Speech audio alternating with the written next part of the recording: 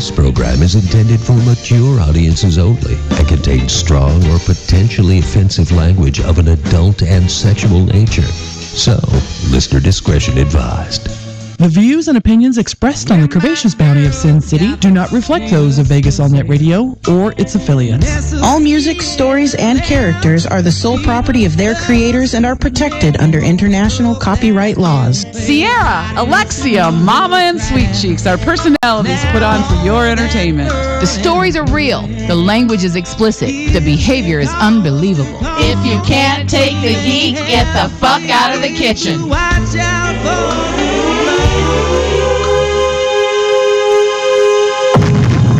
Blasting to you straight out of Las Vegas, Nevada, it is the Curvaceous Bounty of Sin City, starring Sierra, Sweet Cheeks, Alexia, and Mama.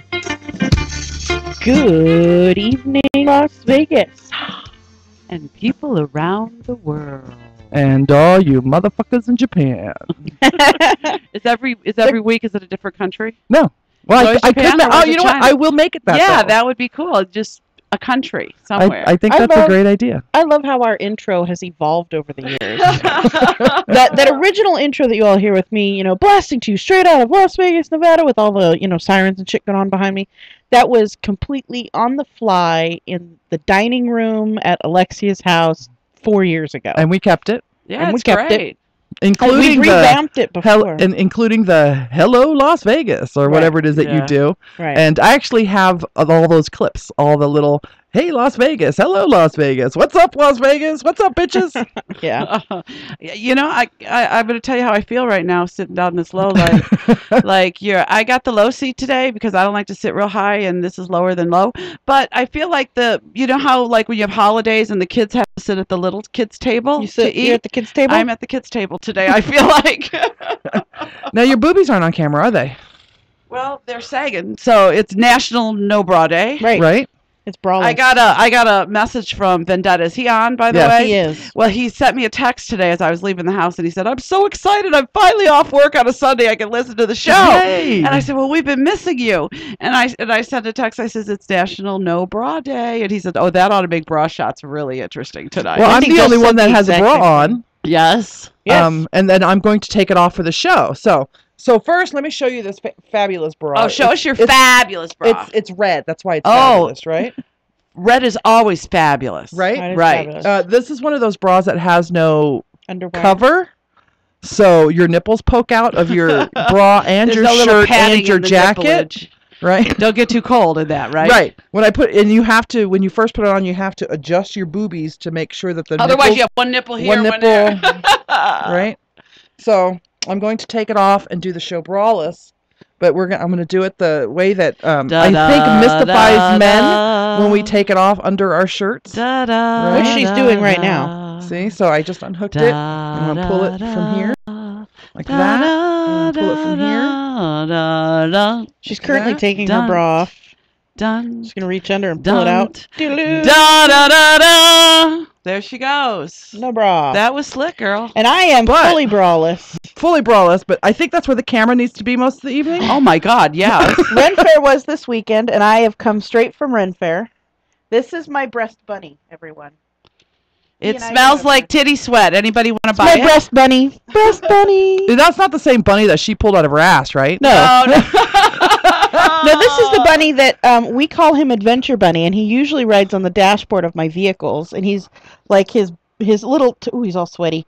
His little tail is all sun faded, and his face is flat from sitting up against the windshield. Did Adventure Bunny get sweaty out at the Ren Fair today? He sure did.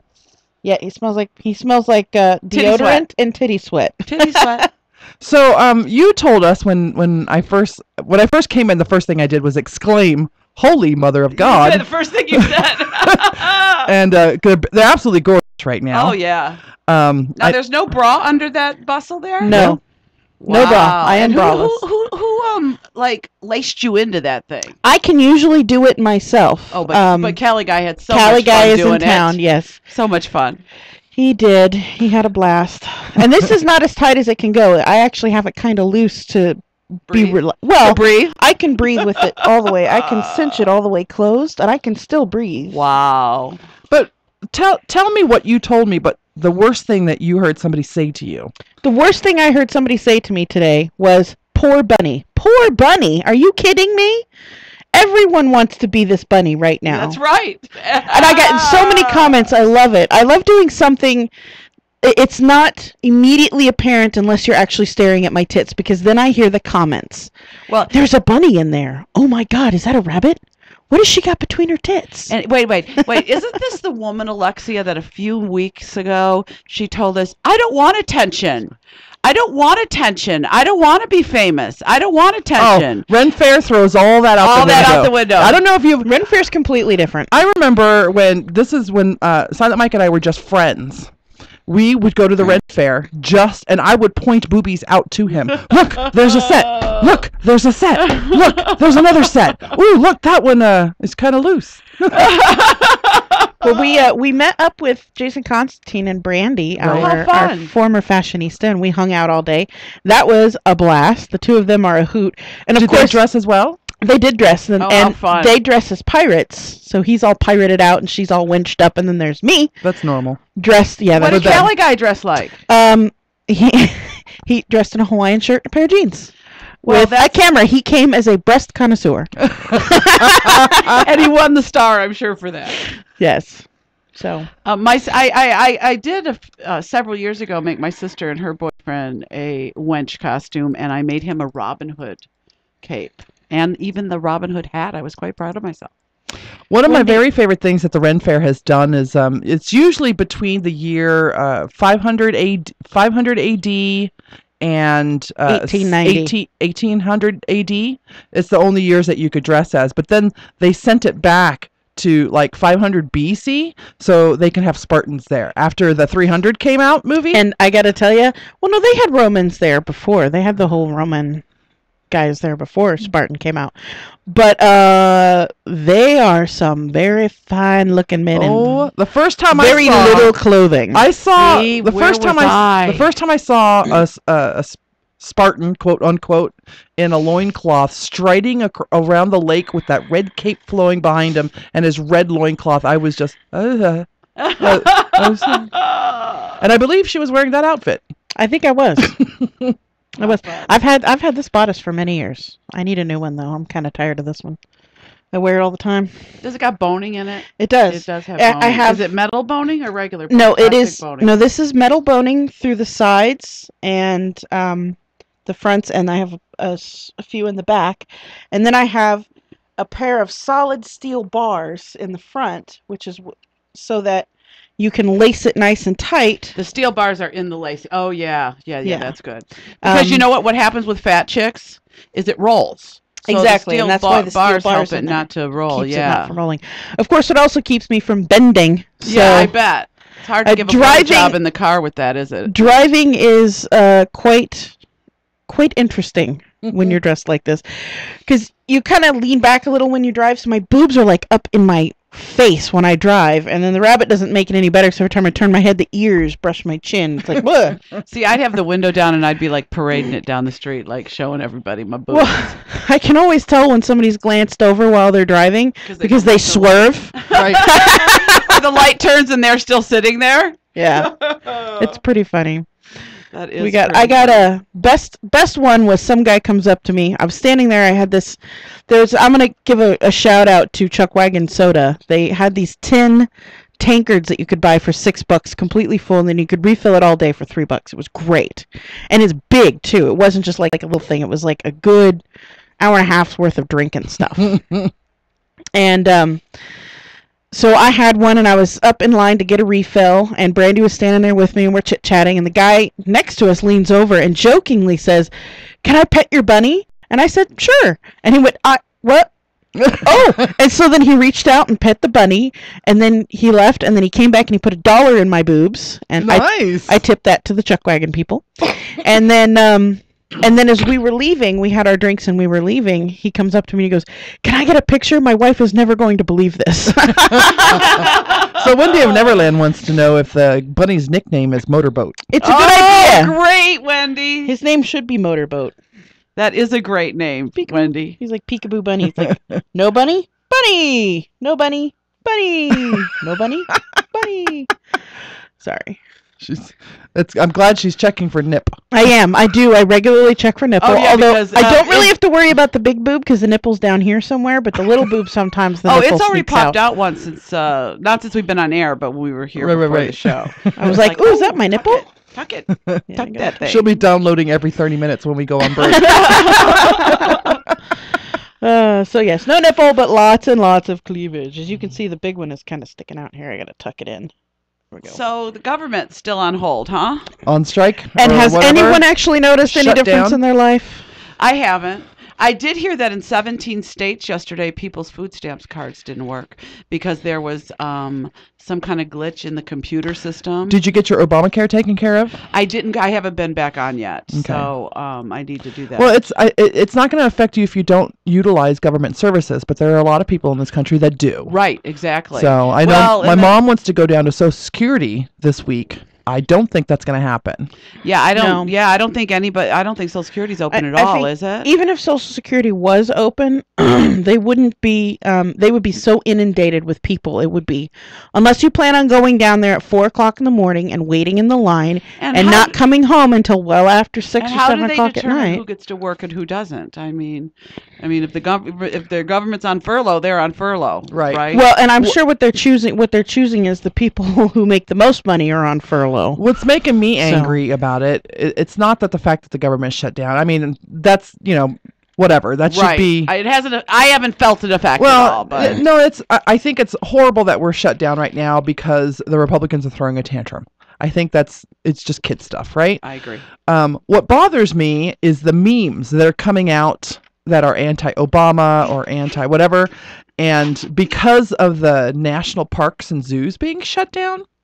There's this meme that's going around about a kid dressed as a lion standing in front of the gates of the zoo that's closed. And because of the government shutdown. What parent makes their kid dress up as a lion to go down to a closed zoo? Maybe the kid, maybe the parents didn't make him. Maybe the kid wanted to do them, and the parents allowed him that freedom to do that. But would the parents would have said to him, "I'm sorry, the zoo is closed. We're not going to be able to go"? That I understand where you're coming from. It's like child slavery. That's all I'm saying. Don't let your child protest for you. It's terrible. Here's my thing about the government shutdown. We're so obsessed about, it's the Republicans and blah, blah, blah, but it's not just the Republicans. It's the Democrats, too. Oh, yeah. It's a bipartisan problem. My favorite part about the whole thing is the chaplain's getting up there every day, and he's praying every day, "Dear Lord, please let these people see the error of their ways and let them do their duty as they were elected to do," and he's bashing them with every daily prayer he does when he gets up there. But he can't incite the fear of even God into them. No, even the fear of God cannot make these fuckers get back to doing what they're supposed to be doing, which really, really makes me angry. They were like, "Oh, we want to cut this and we want to cut this, but we want to raise the debt ceiling and we want to do this, we want to do..." You know what? Fuck it. Here's the thing. The longer the American government stays shut down and the more American people look around and go, "Nothing's really changed." Some of the people who were getting welfare are getting a little bit less welfare, but they're going to learn how to live with it. The longer it goes on, the longer they'll learn to live with it. Because instead of having the federal welfare, they're only working on state welfare. States have funded welfare programs. Most people don't realize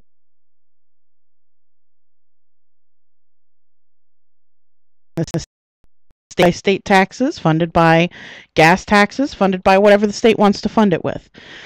Maybe we have a little bit less, but there's not a whole lot that's really changed in our lives. So tell me again why we're spending $1.something billion on paying these assholes to be part of our government when they're not working, nothing really changes?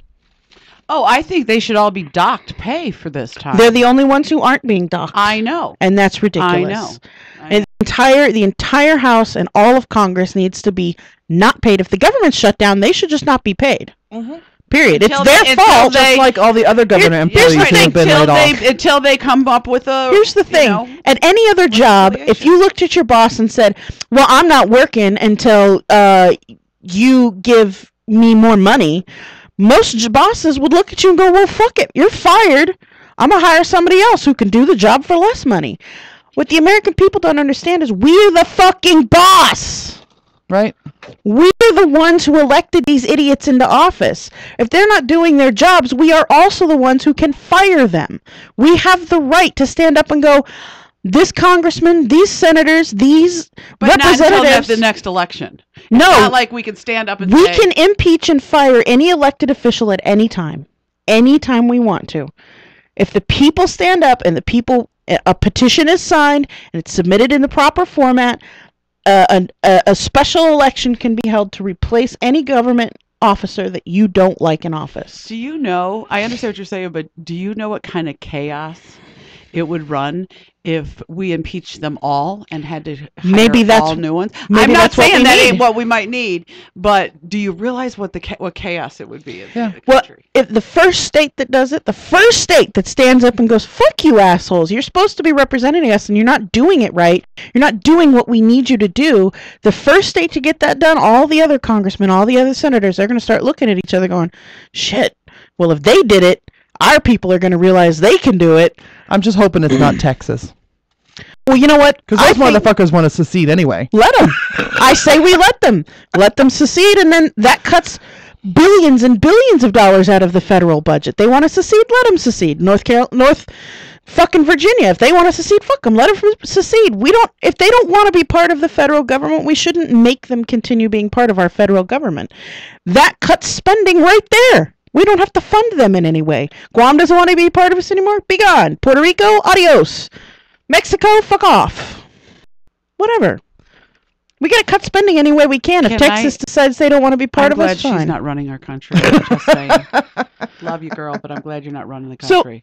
So if somebody came up to you and said, hey, look, the entire people in this state no longer want to be part of the United States, and it would save the federal government and all the other states in the union $7.8 billion a year, you would say no. Well, I would like to know what happens to us. I would like to know if we're floating out there all by ourselves. Are we getting ready to split the United States up again? Do we have, right now we are under the umbrella. You can say what you want about the states, but we're under that protection. What would it be? I'm not going to answer that question until somebody can show me. There are a lot of states out there with some really fucked up ideas for laws and regulations and rules. And if they want to do it for themselves, let them do it for themselves. I kind of like the United States of America. Alexia. I'm all down with the United States of America. But the whole point of the United States is that they want to be united with the rest of us. If a state in its majority says we don't want to be part of this union anymore, we shouldn't force them to be part of the union. The people who don't want to be in that here's state, what I say. they can move. You better let everybody in that state vote, because I don't think it would ever pass. Yeah, I don't think it's ever going to come down to that. Not in this day and age. No, I agree. Not until there is a catastrophic event. You're talking and I'm sorry, the government shutdown is not really that catastrophic. And you're talking, I believe, about more civil wars going on. Yeah. And if you start splitting up the United States. I don't think well, they wouldn't be civil anymore. They'd be state wars. I don't think we'd go back to being Greek states, and I want to live in Sparta. Well, fuck it. Let's move to Texas then, because that's fucking Sparta. I don't know about that. We'll see. Anyway, so it wouldn't come down to civil war. That's the thing. If the state wants to secede, they have the right to secede. Let them secede. We don't have to fight them to keep them from seceding. I just don't think the people in that state would ever vote for that. Ever. If a majority votes to secede and that state secedes, the people who don't want to live there can move to another state. Wendy says, geez, talking about Sierra's, I don't know how to say that word. Decolletage. That word, boobies, was more fun than politics. True, Wendy. True. Thomas Jefferson was of the opinion we should tear up the Constitution every 20 years or so, and if states want to leave, they would have the option. Inkspot Stories, welcome. Inkspot says, let them separate from the government, then take them back over afterwards. I'm all down for it. I think states have the state. I think these motherfuckers in the House and the Senate need to get their shit together, start doing their fucking jobs, and stop. You know what? Their life hasn't changed since the recession hit. They still go home to their maids and their private amount of money for their kids. All of this is still a goddamn temper tantrum. It still comes down to absolutely. being That's what I say. Get your big girl fucking panties on, grow the fuck up, and do what you got to do. And what do you do with your kid when he throws a temper tantrum? You spank him and put him in time out. Right. Yeah. Or you take away their toys. And you know what? Or you take away their ability to run a state. Exactly. And if this is You about fire them and hire a new Obamacare, one. you know what? If this is about Obamacare, fuck you motherfuckers, because you guys have had every opportunity. They've said, give us ideas. Come on. Going to the emergency room is not a valid way to help to fix our healthcare situation. So these pieces of shit that now, after it's been voted in, now at the the opening of it starting, and then now they want to take it away. Fuck you. Cali Guy says the problem is not really the individual in Congress. It is the fact that the government system controls too much and only wants to control more. Without changing the incentives in the system, even changing all 535 individuals will not give us a different result. That's true. That's true. Wendy says, for today, though, if the shutdown goes on and the U.S. defaults on loans, it will have worldwide economic ramifications, probably leading to a global depression. And, hey, whose fault will that be? Not the American citizens. It's the American government. Of course, put in place by the American citizens, but hey. They're our representatives. But hey, our vote doesn't count. Our vote doesn't count. Well, that's because didn't you vote for Ron Paul? No, I did not vote for Ron Paul. Gary Newsom. Gary Johnson. Gary Johnson. Gary Newsom. Wait, I was thinking of the Cars. Gary Newman? Is that what I was thinking of? Gary Johnson. And my vote did count. And actually our vote doesn't really count because we still use an outdated and outmoded system for electing a government, electing the leader of our government. The Electoral College is completely unnecessary. Not when we can digitally count every single vote of every single American, including the guy in the middle of fucking desert, whatever, bumfuck, Egypt, squiggle, squiggle, dot, dot, llama vomit country he's in. We can count all of their votes and have every single American citizen's vote counted by the end of that fucking day. But it does. There's no point in having They did have it. Electoral And they College. did have it. And Obama still would have been our president. He won the popular vote. He would have, but we wouldn't have never had George Bush in office. Right. That's true. Al Gore did win the popular So let's change the subject a little bit. Okay. So since you mentioned the Middle East countries, I heard a story today. It was hilarious.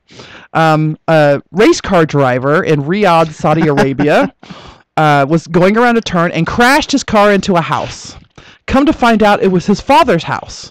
But he did not know it was his father's house because his father was living there with his secret family. Isn't that wild? His other secret family. That's crazy. I know. Awesome. You know what? There's some power somewhere that wanted that to be known, okay? Dad, what are you doing? Who are these people? Dad, who is this guy? Dad, oh, this is your brothers and your sisters. And this is my other wife. So that was hilarious. Well, since we're on that end of the country, I want to say a few things about Malala. Now, she's the girl, the Iranian girl that got shot in the face by the Taliban. Now, I've been watching a few interviews. She's kind of doing the interview circuit right now. This girl did not get shot in the face randomly.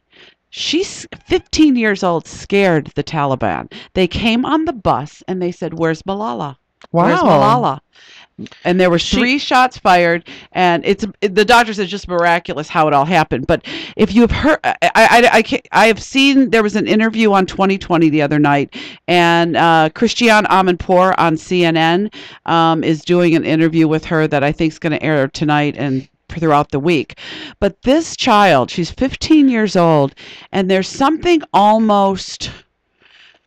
She's an old soul. Well, and I don't want to use the word spiritual about, because I mean spiritual in the wide vast of where it's like a Gandhi. Here's how to explain her. She's one badass motherfucker. Yeah, she's a badass kid. I mean, and we talk about women empowerment, and her whole thing. This 15-year-old girl scared the Taliban so much because she wanted girls to be able to have an education, and she had already started posting YouTube videos, and this is all before that. This girl scared the fucking Taliban to the point that they sought her out on the school bus that was filled with girls going to school and shot her. I'm going to make a quick comment on that. Okay. How much of a weak, bald, pussy-ass, pansy, cocksucking terrorist motherfucking unit are you that one girl who posts a couple of YouTube videos threatens your entire regime? If her YouTube videos is threatening your entire regime, you might just be idiots. Cocksuckers. If you useless panty wastes of human society. If you guys get a chance to listen to this girl, please She's do. amazing. She's amazing, and her like, she's like has no she isn't trying to hurt somebody, or she isn't no anger as to what happened to her. Her whole thing is, I just want peace through education. And why can't girls have the same education as the boys? And when you hear her talk, it's almost like it's not her. It's almost like it's coming from someplace else. I mean, it's amazing. Well, when they asked her, how do you feel about not getting the Nobel Peace Prize, she just laughed and said, I'm getting plenty of other prizes. And she says, I'm still young. I have time. I have time. She laughs. I mean, she was nominated for the Nobel Peace Prize. You guys just listen to her speak. Pull up some. It's Malala, just like it sounds. Malala, Malala, and or just type in. I just typed in girl shot in face. Yes, and I got all the stories on Google. Watch some videos of her. I'm telling you, I was so inspired. This is a girl to watch. She is under a new death threat as of October 7th. When I just looked at this article, she is still in the crosshairs. This girl has the Taliban running. What the hell, and either they see what I saw. I see this is a future here. She's here she is. She's been born and raised in this society that wants to beat down on women, but she knows how terrible this is. She's willing to rise above all of that and speak out against it, and she's speaking with such power, such conviction, and such truth that the Taliban says we need to kill this teenage girl. And she got shot in the face a few years ago.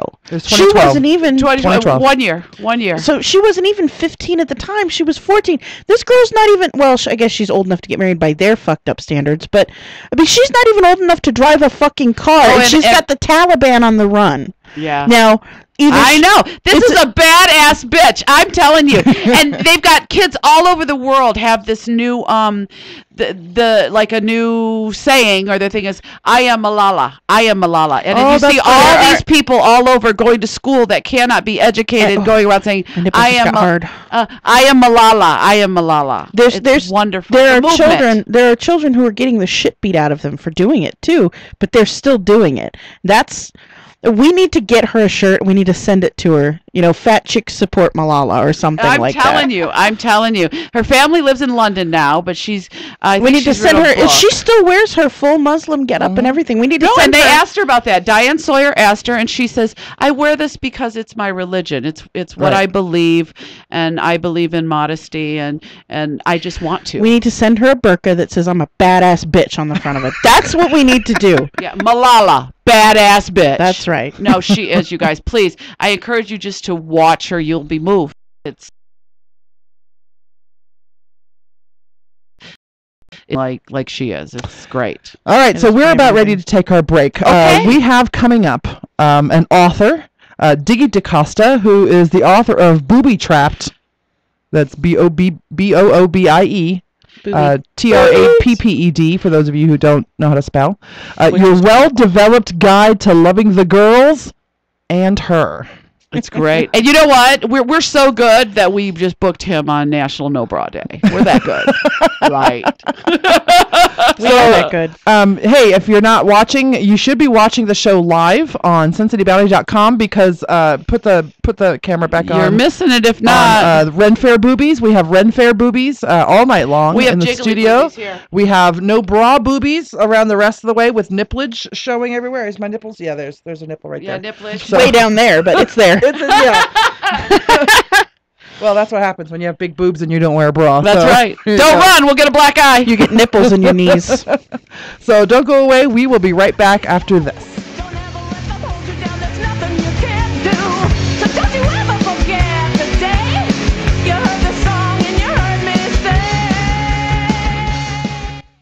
This is Alexia from the Curvaceous Bounty of Sin City Radio Show. Join myself and the ladies every Sunday night at 7 p.m. Pacific, 10 p.m. Eastern for real talk about real stories with real people. That's Sundays at 7 p.m. Pacific Standard Time on your computers at VegasAllNetRadio.com, because they won't let us on regular radio. Hello, everybody. This is Aaron Phillips from Vegas Unwrapped. And I'm the other guy, Ricky Cash. The other guy, Ricky The other Cash. guy, yeah, from Brooklyn. Hey, I got a question for you. Shoot. What are we doing Thursday nights from 7 to 9 p.m.? We are going to be on Vegas All Net Radio. Really? Yeah. And what are we going to do? We're going to do Vegas Unwrapped. Which is? We unwrap Vegas 1 week at a time. The things that make you say, I didn't know that exists. Did that really exist? I think so. Vegas Unwrapped, Phillips and Cash, every Thursday, 7 to 9 p.m. Don't miss it. Be there. Tune in every Thursday at 3 p.m. Pacific for Our Kind of Music, where I'll share some of the best Americana and roots music around. Torn from the hearts and souls of the artists that create it, it's songwriting at its very best. So leave the main drag behind and join me, Blake Phillips, as we go down the weathered, splintery back roads where Americana lives. And you never know, our kind of music could be your kind of music too. Hey, this is Alexia with the Curvaceous Bounty of Sin City. We love bbwgirltweet.com. We can stay up to date on all our favorite adult entertainers, and always just a lot of fun, and their logo is the best. So go to bbwgirltweet.com, check them out, and find some of your favorite BBW stars. Hello, Vegas. I am Roosevelt Montpremier, your life coach. Join me every Tuesday from 4 to 5 p.m. We'll be talking about everything and anything to change your life. We'll have special guests covering a variety of topics and taking your phone calls. Should you need to change or achieve anything in your life, we would like to hear from you. So join us to help your life every Tuesday from 4 to 5 p.m. Look forward to talking to you. Hi, I'm DJ Tim Dope. Come join us every Saturday night at 6 p.m. PDT, 9 p.m. EDT for my new show, Pure Dope Radio, here on Vegas All Net Radio. We'll be having fun addressing the issues with special guests each week. So I'll see you at 6 p.m. PDT, 9 p.m. EDT, Saturday on the show, Pure Dope Radio on Vegas All Net Radio.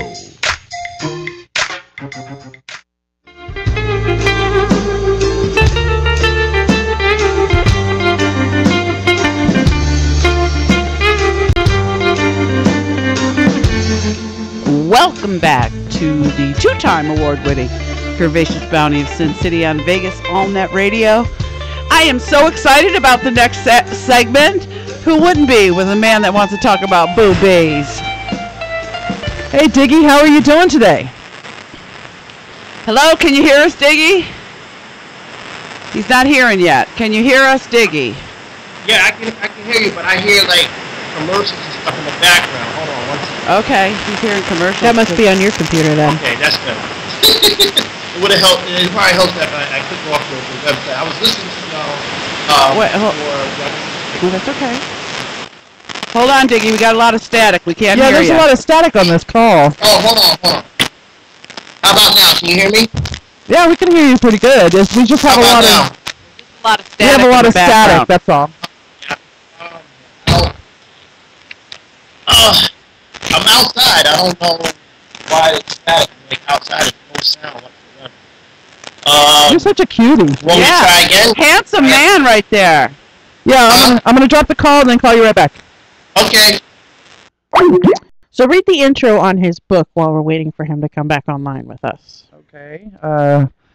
Let's face it, big breasts attract attention. This is news to no one, except what about her? You know, the woman carrying those breasts. How does she feel about the attention the girls bring? What if she doesn't even like having big breasts, or has been told that they are too big? If you think this is preposterous or ridiculous, so do I. That's why a proper education on big breasts is in order. Learn such nuggets of information such as why it's not nice to stare and ways to keep from staring, why you should care about the quality of bra she wears instead of just caring about taking her bra off, and why touching can be a good thing when done properly. I want to write a follow-up to this book. I want to write a follow-up to this book, you know, the girl who has big boobs and how she should act when she has big boobs. Okay. Because I think so many big girls, we were at the Ren Fair, so there's lots of titties just hanging out everywhere. But you know the girl who wears a bodice like mine and gets her boobies out there and then gets upset when guys look at her tits? Listen, bitch, if you're going to put them out there, men are going to look at them. Just get over it. Well, enjoy it. Put a bunny between your tits and get over it. Well, I think that girls like you and I we like to show our cleavage because we like the attention. And if you don't like the attention on your boobs, you just cover them bitches. I don't really care about, the attention about my boobs. I love my boobs, and I like to stare at them. I know, we have great boobs. We do have great boobs. I don't like to go to the club unless I've got cleavage showing. No? No, I've got like some great things that go like one shoulder, but they aren't showing cleavage. You think my ass would be enough, but I like to show them both. I don't have enough ass to just go for ass. Cali Guy says that my pics from today are in my inbox. I gotta go get my phone. When I'm broadcasting from my computer, it takes up. I'm currently using 96% of my CPU, so I can't do anything else on my computer when I'm broadcasting. Do we have him on the phone? Yes. Hello, ladies. Oh, that's much better. As much as I love Skype technology because it sounds so great, sometimes there's just sometimes not so much. You got to go old school to the phone. Yeah, no, that's okay. I used to do a little bit of radio back in the day, so I understand when sometimes things go bad. You are a very handsome man. Oh, you're too kind. You ladies are lovely. Look, I gotta ask before. I seen the button inside the cleavage, and which is very apropos given the title of my book. So I want to thank you for that. But did you just come up with that, or how did you come up with that? Well, actually, this is Adventure Bunny, and he usually rides on the dashboard of my car. But when we got to the Renaissance Fair, my boyfriend was like, "He should come with us," and I said, "Sure." And so the only logical place to put Adventure Bunny was between my boobs, and so that now makes him my breast bunny who goes everywhere with me. I love it. Now, you do look like a man who is a connoisseur of boobs. So tell us a little bit about what I do. What? I know I do. I mean, with the brush cut. Just being male, I think, makes you a connoisseur of boobs. Well, he must be a connoisseur of boobs. Why would he write a book, Booby Trapped, if he wasn't a connoisseur of boobs? So what prompted you to want to write this book? Oh, man, like I said, I actually had done some radio work a few years back, and that was, like, my initial dream. Like, that's what I wanted to do. I wanted to be in radio. And unfortunately, I got fired. And, it was a bad time. I got fired, and it was kind of like a bad time. So, sometimes you gotta, move from one passion to another. And I just remember all the conversations I had over the years with ex-girlfriends, current girlfriends, ex-girlfriends, friends, FWBs, whatever you want to call it. And so I had a close friend of mine say, well, just start blogging on, because MySpace at the time, that's how I'm talking about 2006, 2007. So MySpace was popular at the time. They said, well, just start a blog on MySpace. I used to love my blog on MySpace. Mm-hmm. Oh. I was a big fan of the MySpace. In fact, I kept my MySpace for a whole year after Facebook got popular, before I moved over. I still have my MySpace page. So do I. I haven't been on it in years, but yeah. So you're the last holdout. Yes. So back to your book. Yes. So tell us. So it was after you got. So what prompted you? You were talking to your friends, and they all thought that you should write this book. Well, actually, there was one friend. It was a friend. My friend Stacy, longtime friend of mine. She actually got a reduction some years ago. She was an ICUP at one point, and she got a reduction a few years back.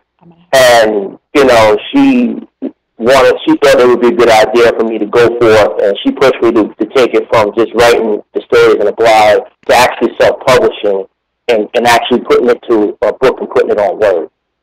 So she was my initial inspiration, along with my other SOBs and ex-girlfriends and female friends. Now, being the booby lover that you are, and your friend tells you she's having a reduction, did it break your heart? Yes, it did. It did. Right here. Is she happy she got reduced? Well, I can't say happy. I mean, I'm happy for her because she seems to be at a better peace now with her as a person in terms of accepting herself. And that's, one of the things that one of my themes throughout the book is actually a lot about acceptance and acceptance of self. Because God puts us all on His earth for all shapes and sizes. But it's no, and I always have hated for the longest time this subliminal and not so covert, blasting of message that things and all those magazines you see at the counter. I hate them all. I never subscribe to that. Never. So, in doing research for this book, I know you probably had to do quite a bit of research. How many boobs did you have? And how creepy how creepy did women find you when you wanted to talk to them about their breasts? Hi, my name's Diggy, and I want to talk about your boobies. Honestly, I had a lot of women open. I had quite a few women open up. That's wonderful. I was surprised. I had a lot of women open up to me, and for a couple of the chapters, I kind of did like a survey type of thing, because I wanted to take what they're saying. And what a great pickup line, huh, Diggy? What a great pickup. Yeah.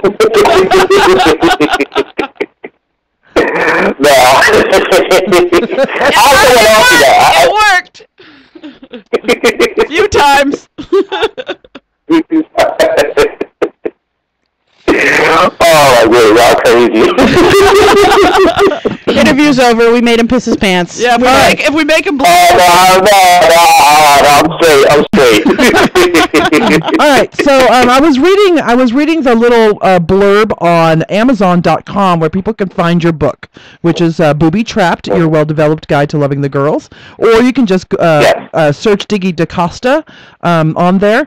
And so some of the things that you talk about in your book is. So the first one I want to bring up is how not to stare. Why it's not nice to stare and how not to stare.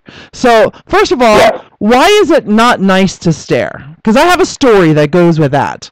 So first, because see, there's a whole thing of fantasy versus reality, especially when it comes to guys, because we're very visual creatures, and what we think in our head, in terms of what we see, versus what's actually going on, can be totally different things. So we see a woman with big boobs, she's walking, we think, oh, it's great, she's got big boobs, she must love them. She's got some cleavage showing, hey girl, and really, that we think the fantasy is, hey, she's showing the cleavage, she must love them. Well, the reality is that, that shirt that she got from the store wasn't stretched out like that when she bought it, and she's not trying to show. That is so true. But sometimes she is. The lady got stretched out, and she wasn't trying. She didn't put it on, just to get you to cover. Right. You're absolutely right. You're absolutely right. Well, there are a lot of times when I buy a T-shirt that's supposed to fit me, and it doesn't fit the way I want. So now I look like I'm trying to show off my boobies. Well, and then there's people like me that buy my shirts 2 sizes too small on purpose, so I show off my And then there's people like me who buy a shirt, and if it shows up my boobs, it does. If it doesn't, whatever. I have giant titties. Giant you can't hide them, girls. No way. It's really hard unless I'm wearing a turtleneck to not show some cleavage. My cleavage runs all the way up to my nose. But I think what Diggy is saying is, as a man, you're not supposed to assume that she wants to show them off. No, but that she could.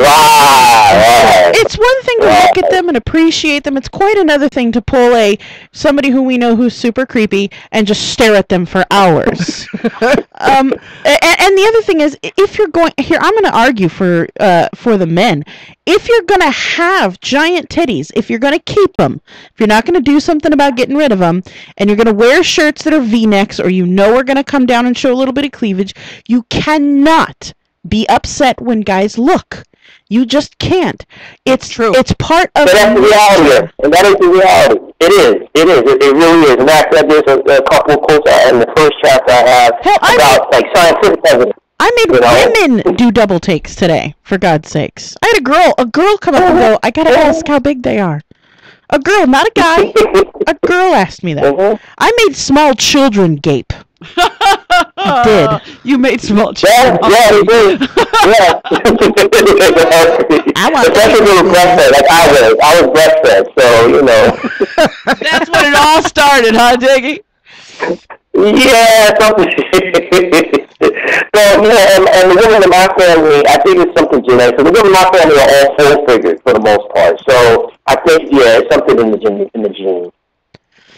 Okay, so before you tell us at least one tip of how not to stare at a woman's breasts when you're having a conversation with her, as a guy or a lesbian, I assume. My fiance worked at the Follies Bergère show at the Tropicana for years, and that is a topless show. And when he first started, he was under 18. He was 18 when he first started doing that. So for the first 2 years of his career there, he did nothing but stare at boobs because you got to see them all the time. Because they're just flopping around backstage. But they're not big boobs. No, they're not, but they're boobs. They're boobs. Yeah. It doesn't really matter if they're big or not. They're boobs. And they're all over the place. They're flopping around in front of you. Right. And so to cure himself of this, he started staring into their eyes when he had to talk to them. And that's good. Yeah, that's good. That's a good look. Okay. Well, wait a minute. Now, at the end of his career there, which was another, 15 years later, I believe it was, 15, 20 years later, he was told that it was creepy that he looked at the women's eyes and he was asked to please look at their boobs instead. That's wow. Because there's probably no other men that looked in their eyes. Right. And he's probably the only one trying to be polite. Even gay guys look at boobs. Oh, gay men. A lot of gay men like titties. Mm-hmm. Look at Sethy that was in here a few weeks ago. Okay, so besides the looking into the eyes as a tip of not staring at the boobage, what's another tip that guys can use to not offend a woman by staring at her boobs? Well, like you said, it women want to be looked at, like you said, up here. And because when you hold a conversation, they can tell they're looking at that, holding a conversation, looking down here versus looking at them. So they want you to look at them holding a conversation. They know, like y'all know, hey, look, we have big titties, they know. So you bring it out to attention is not gonna help the cause. So actually in the second chapter I have a bunch of the second chapter I start out on different locations where guys typically go and approach women or depending on how women feel about where they want to be approached. And I give tips on what you can do versus staring, like actually holding a conversation. Like if you see them in the mall and they're at a clothing store, you go up to them and ask, hey, listen, pretend you got an aunt. Hey, listen, I got an aunt that likes this outfit here. What do you think? So, kind of get the conversation going on something that women may be into at the time, and get her to talk about something that's comfortable for her. So get the conversation going. It's just basically just talking, and get to know her, get to know a little bit about her. She doesn't know the secret part, but just get to know her. So that conversing with a woman about something she might be interested in is a good way to not stare at her boobs. Yes. Or at least cover up staring at her boobs. Okay, we have a question from we have a question from one of our chatters who's also a writer, by the way. Inkspot Stories says, Did you self-publish this book, or did you go the more traditional route for your book, it being such a niche style of book? Definitely self-published. Definitely. Okay. Yeah, I don't see Ray publishing a book on boobs. No, but you know what, though? I mean, who knows? Who knows? I mean, if I make enough headway and enough attention, and maybe they say, hey, wait a minute, this book is getting attention. People are buying the book. If people are buying the book and it's getting attention and talk, hey, maybe we should take a look at it. So I want to be able to be in a position where if that happens, then I can say, listen, I got, this type of publicity, I got this amount of sales. So, I got some leverage if it gets to that point where I can negotiate versus just saying, I just sent you the manuscript and the publishing house control everything. Right. So that's one reason I went to self-publish. I just started my own company called Feet First Publishing, for the purpose of publishing and marketing the book. Because even though, yes, the expense is all on me, but I get to put the book out in the best place that I see fit. And if the time comes where I do get approached, I'll have reference. Right. Can I tell a story about boobs? Yeah. Oh, please. I was in advertising sales for many, many years, like 20 years. And so I would always show a percentage of cleavage based on who I was going to sell advertising to. Like if I was going to a manly business, like an auto, I was going to talk to like a mechanic or a plumber or a roofer. The more cleavage, the better. If I was going to a preacher, I'd wear my cleavage tucked up under where it should be. Yeah. And I was hoping when it came time to sign the contract that they were looking at my cleavage and I could just like pass that contract there and hypnotize them into signing it. I actually did that with job interviews. I was looking for jobs, and I was actually I had a headhunter company finding me jobs, and I would ask, am I going to be interviewing with a man or a woman? And they would, if they said man, then I wore a low cut shirt, showed not enough cleavage for it to be nice and not slutty, and if it was a woman, then I wore something a little more conservative. And that's how I did in sales too. I can tell you, after I worked at the carpet company for a year, my boss told me it was your boobs that hired you. Okay, so go ahead. We have to use them to. I got a friend that lives in Erie, and she was a supporter of the book. And she was working at Walmart, and she was working at like the cell phone kiosk. And she was always dressed up. She's had big. She's very well blessed. And she always told me about how she would draw customers, and customers would follow her, and all this other stuff. And she helped boost her cell phone sales because of the fact that she was, she was very voluptuous and very busty. And she not only did she, would wear something to accentuate her figure, but she also had the right makeup on and everything. So it helped boost the sales of her cell phone. She said people would break the phone on purpose to come back to her. To see her boobs, huh? That's funny. Yeah. Us girls got to use that to our advantage, Diggy. God gave them to us for a reason, and it wasn't only to feed babies. I agree. How many women did you talk doing the envious job of research for this book? Plenty. I know for the second chapter, which prospecting the workplace, I know I talked to at least 8 to 10 women, female acquaintances, a friend of mine. At least for that chapter alone, to get 8 to 10 to get, and I asked them, okay, here's a bunch of places. You rank in terms of from 1 to 10 high to low, which place you would feel more comfortable being approached at.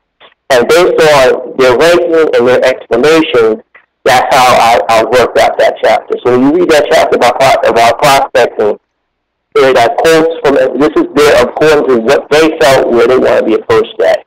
So that's coming from basically, a lot of that comes from the basic horse's mouth on that chapter. Wow. So overall, as like a medium, how do women feel about having their breasts or utilizing them, like the stories that the ladies told? Or, I mean, what is the overall consensus, like an average, of how women feel about having their boobs and whether or not they should show them off, or having big ones or small ones? Well, there's studies to show that more women would rather have bigger boobs than smaller boobs. I mean, I talk about that, I believe, in chapter 5. I think there's a study by UCLA that was done called the Barbie Mystique. And part of it, said that, part of the study is that more women would prefer bigger boobs to smaller boobs. So, it's here all stories about women that get boob jobs and to get them bigger. They're not, a lot of them, more women, that's why boob jobs are popular, because they really want to get bigger. They're not going to get huge, they want to have it, bigger. Maybe they got an A cup, they want to go to a C cup, they got a B, they want to go to D. So, more women want larger breasts rather than smaller breasts. As far as an average, it's hard because I think most women are okay it depends. Like, so I know women that are really confident. A lot of women I know they're really confident in their figure, they're really confident in their bust. But even the most confident ones, they don't want to be objectified. Right. Now, did you interview any lesbians about their boobs? Or about liking boobs? No, I've interviewed bisexual. Not lesbians, I interviewed bisexual women. I have several friends that are bisexual, and I interviewed them. So I can't answer different per se. We have a break coming up, but before we go to the break, the last thing I want to ask you about for this part is in your statement on Amazon, where you can find the book "Booby Trapped" by Diggy DeCosta. It says, why should you care about the quality of bra a woman wears instead of caring about taking her bra off? So let's talk about the quality of bra that a woman should wear. Oh man, that means so much, and I have a whole chapter based on the broad chapter. The broad chapter is like chapter 7. I have a whole chapter based on it. There was a study done in Britain that said that I believe about 80% of women are not wearing the correct size bra, and so there are a lot of women are not wearing the correct size bra, and that leads to a lot of health-related problems. You talk about wires cutting into the shoulders. Not proper support that can cause aches and pains, and some women, they're not properly fitted, so that they think that maybe it's their boobs that are causing them pain in the shoulders and the back, and really it's because a lot of times because they're not fitted properly. So that's huge. To be able to be fitted properly, every woman should be fitted properly, should be measured, professionally measured, and everyone should be professionally measured. And I don't think in my experience you can't just be measured by one store. I have been 3 different sizes at 3 different stores. So you have to go into a store, have them measure you, try on all different sizes of bras. Don't just try on the bra that they measure you for, because if that bra was manufactured in England, it is a completely different size than a bra manufactured in Europe, and Elomi, the bra company that I wear that has magical properties that makes my boobs look the same size and it keeps them lifted and separated, that is manufactured in England, and in that bra I'm a 40H. In a bra manufactured here in America, I am a 44J. So you can't just go in and have one store measure you and just try on those bras or those sizes. You need to try on all over the spectrum. Like, you can't just try on one.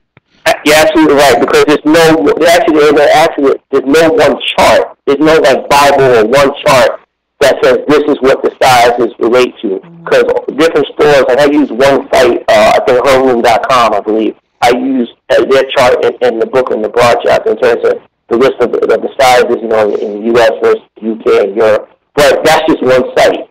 So there's no one source. This is the source, this is what it is. No, there's different sources depending on different sites, different manufacturers, as you say. I actually went with my ex-girlfriend to Elaine Bryant about a year and a half ago. She went to go get measured because she wanted to get a couple of bras. And they measured her at a 38 WD. But by the time she got through trying on bras, I think she ended up, it was a 38F. Mm-hmm. Wow. So, that's a big difference. And she thought they got small because she lost weight. And after that, see, the funny thing is, I have a few friends who lost weight, so maybe they were 40 and went down to 38, but if they were at E, then they went up to an F. Yep. So that happens too. Because you don't lose a lot of tissue out of your breasts when you lose weight. You do lose some, but what a lot of people don't understand is a 38F is smaller than a 42F. Those boobs are bigger. The ratio, it's just that the band measurement and the cup measurement is just a ratio between how big your boobs are in comparison to your chest, your actual rib cage size. Right. And so a woman running around with 56Fs, she's got huge fucking titties, but also a big she's got a great big barrel chest, and her 56Fs are going to be way bigger than a 38F.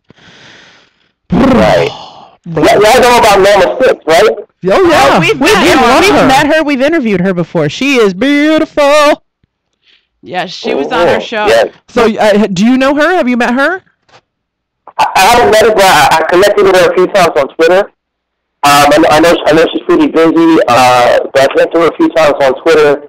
And I believe I saw an interview. She said she hasn't had back pain, or she hasn't had any back pain. No, she doesn't have back pain because she wears properly fitted bras. She's a 101 right. Z. 101 triple Z like zebra. Like holy Z. Yeah. Exactly. And the thing is that people don't understand, because even sometimes doctors, can be like, oh, your breasts are just too big, that's why you got back pain. And it's simple, and I talk about that in the other chapter 6.